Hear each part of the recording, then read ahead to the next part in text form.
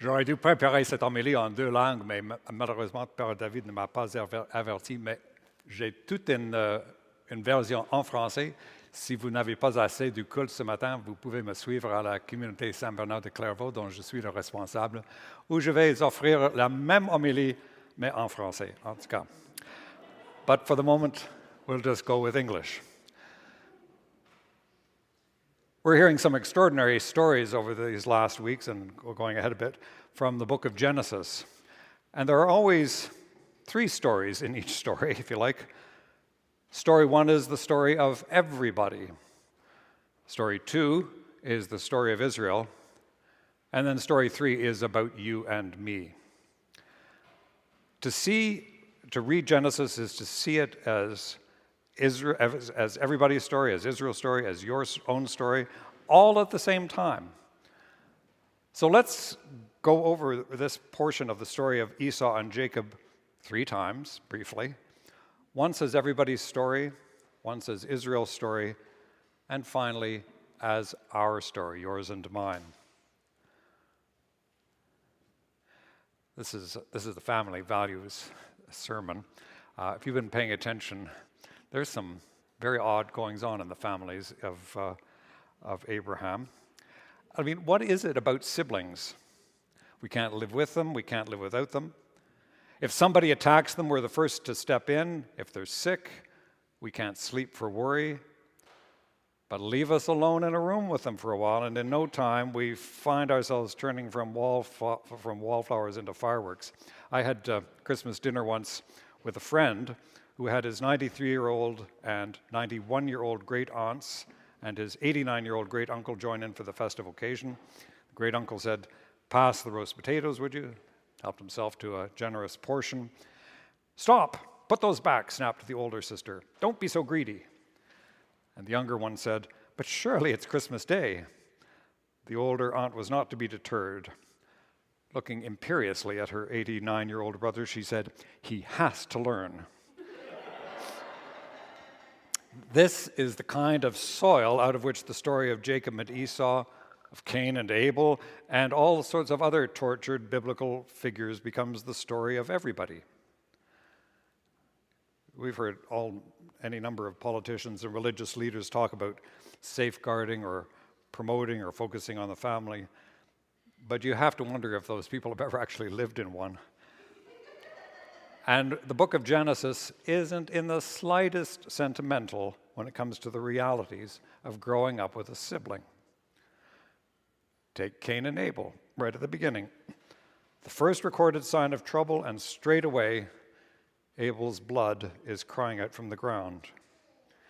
And then, not long afterwards, we have Noah pronouncing a curse on his son Canaan and saying he shall be a slave to his brothers Shem and Japheth.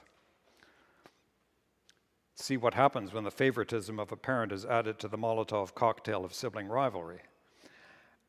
And I venture to say there's a host of us here this morning who know exactly what that feels like. Maybe your parents paid for your brother or sister to go to the private school that they never sent you to. Or maybe you were the one who always got the good grades and your parents' affirmation, and your sister just hated you for it.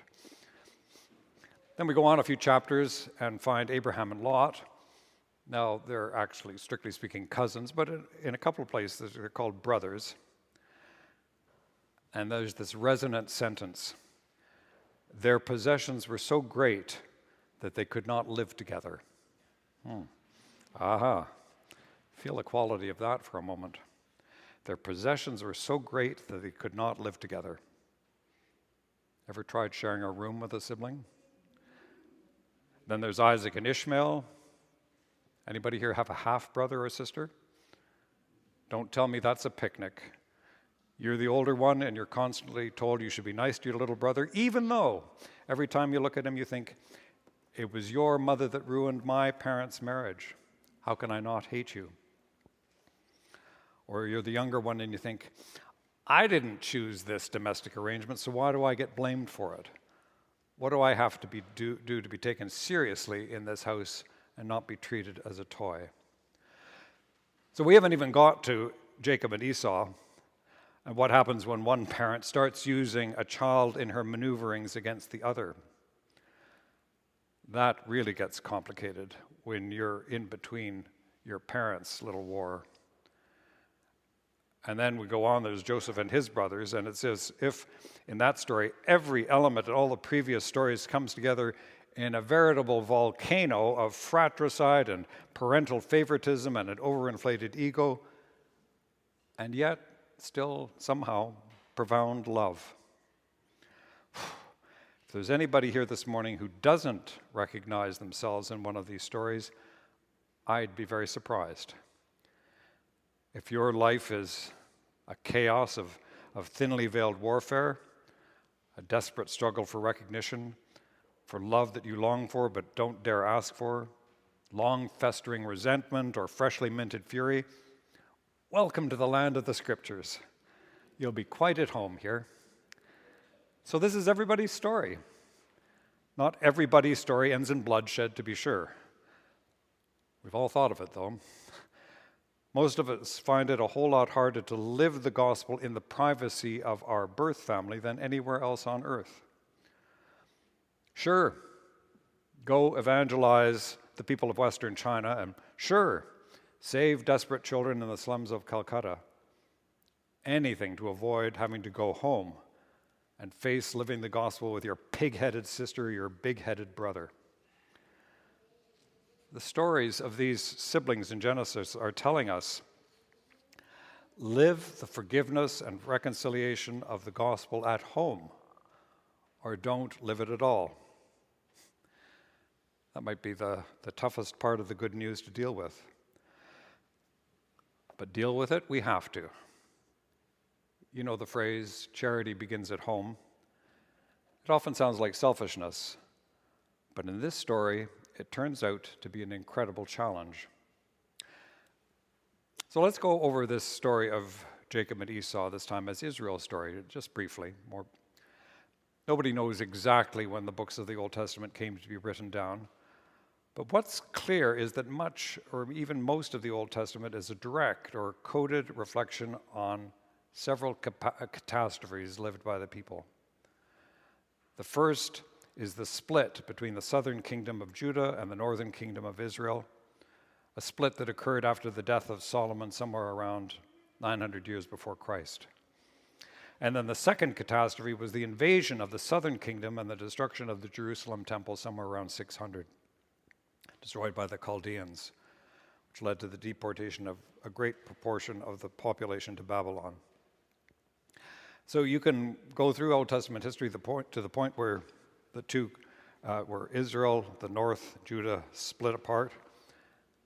And we can see them as playing out the sequence of warring brothers that have been portrayed in Genesis.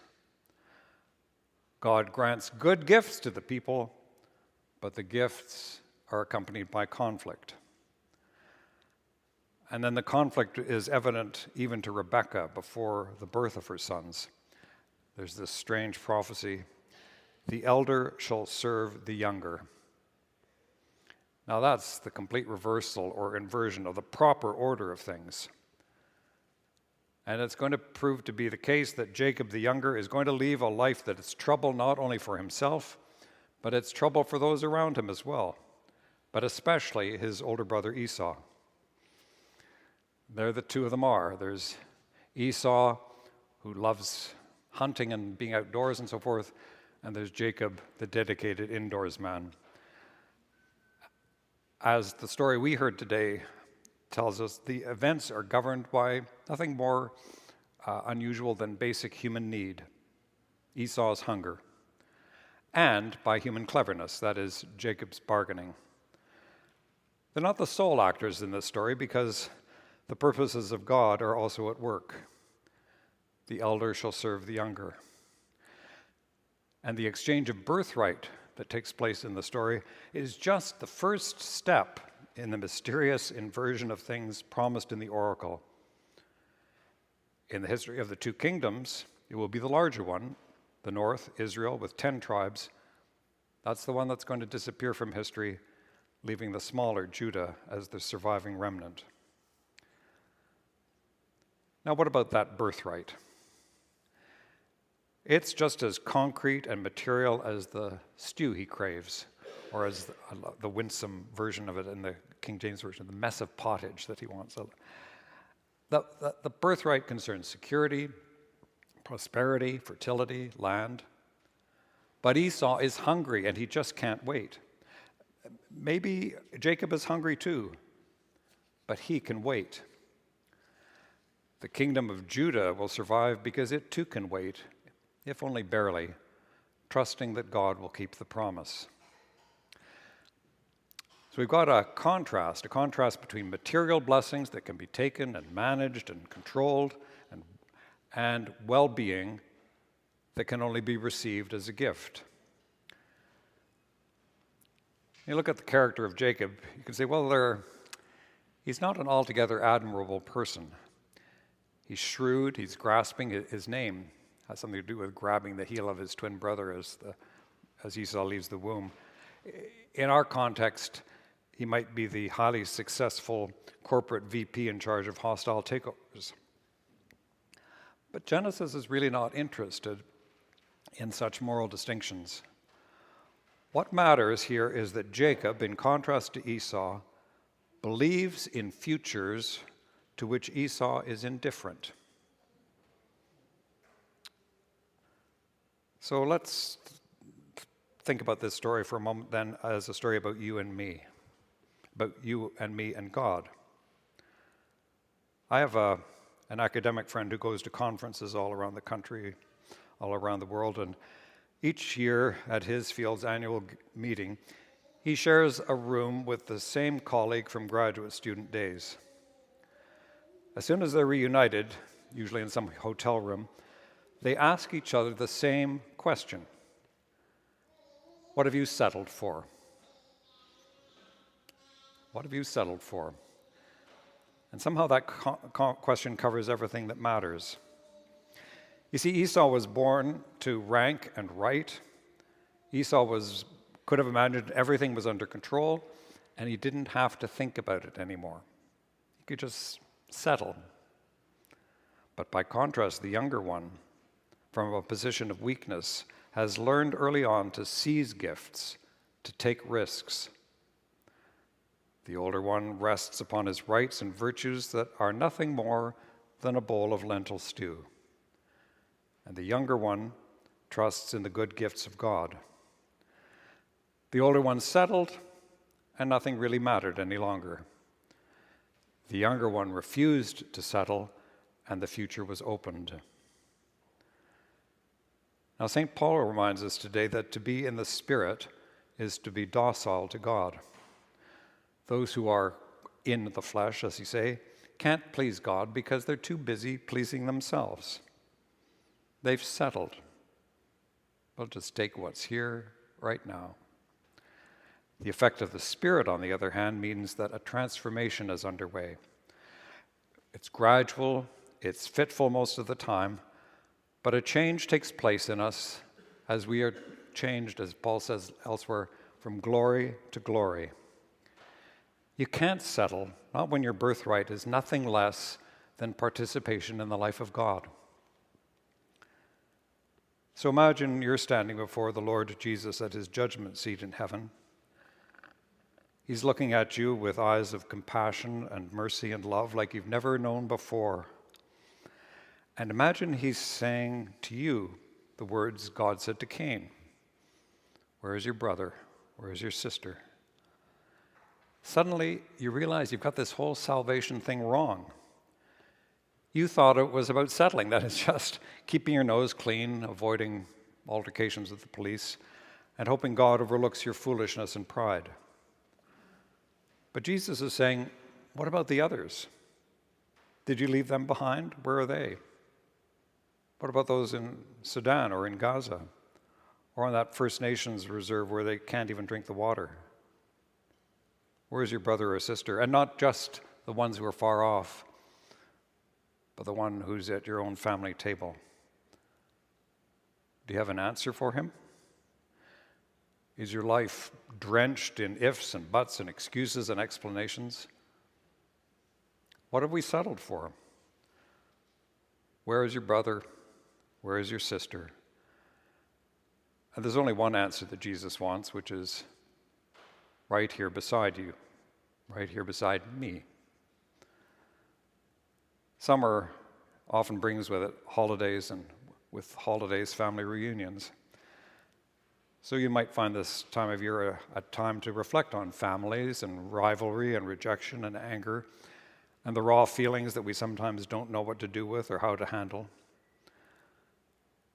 So you may use the time as a time to reflect on Israel, on how God calls us and shows us the path of life and knows us better than we know ourselves and is still there for us even when we screw it up, maybe especially when we screw it up.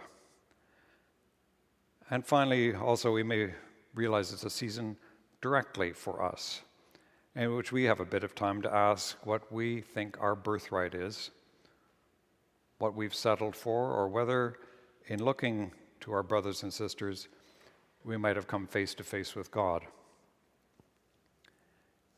In a few moments, we're going to face one another and offer one another peace.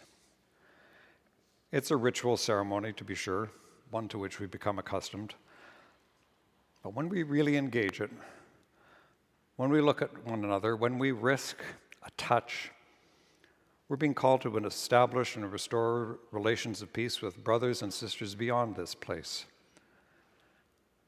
Perhaps that seems a bar too high, something too challenging even to attempt, were it not for the fact that we then go on to give thanks that Jesus, the brother we treated with contempt, whom we betrayed and killed, that he has drawn the sting from our hatred by taking it all on himself in love. And so he calls us now to the meal of forgiveness and joy.